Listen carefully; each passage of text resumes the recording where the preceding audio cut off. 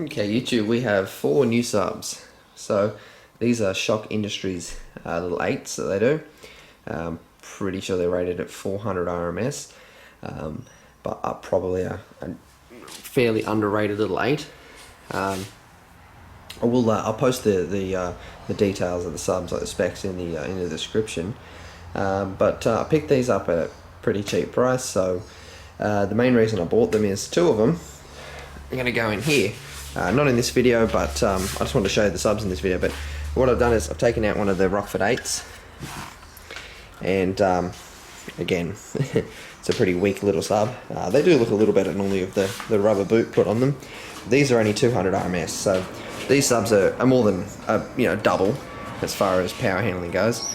They're not. Now the Shok subs aren't a whole lot bigger, physically bigger wise. The magnet's a lot bigger as far as it goes, but height wise we're only talking about 1.5 centimeters or whatever, so it's not dramatically bigger.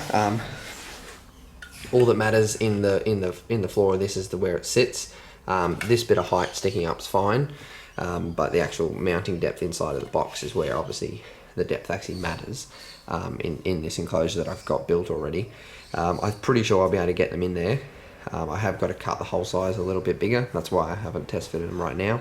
But that is the plan, is that 2 of these will replace the 2 Rockfords, and in which case the 2 Rockfords I'm just going to sell and get rid of, just because these are bigger. And power wise, I'm going to run these off one of those little Clarion monos each, instead of just one on the 2 Rockfords. I'm going to run one on each of these, so we're going to essentially double our power in the Corona. And then the other 2 are going to be for a new build. Alright, now this is the hifonics amp that's going to run the 2 8's. It's physically bigger than them.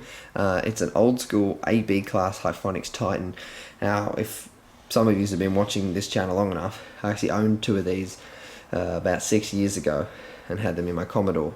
It's been a long time since I had these amps. This one came up for sale. I sold the 2 I had. This one came up for sale just a few weeks ago, and I picked it up for like 50 bucks. So I haven't bench tested it. It does turn on, that's all I know, so whether it actually has output. But being these are pretty decent amps for what they were for a hifonics amp, it should be fine, and these are 1 ohm stable. Now the subs are dual 4s, so 2 of them wide down will be 1 ohm, perfect off this amp. And as I said, being 400 watt subs, this does about 750, so it's going to be pretty much the power they need. As far as these 2 go, they'll be getting a little less. They'll be getting only about 300 each.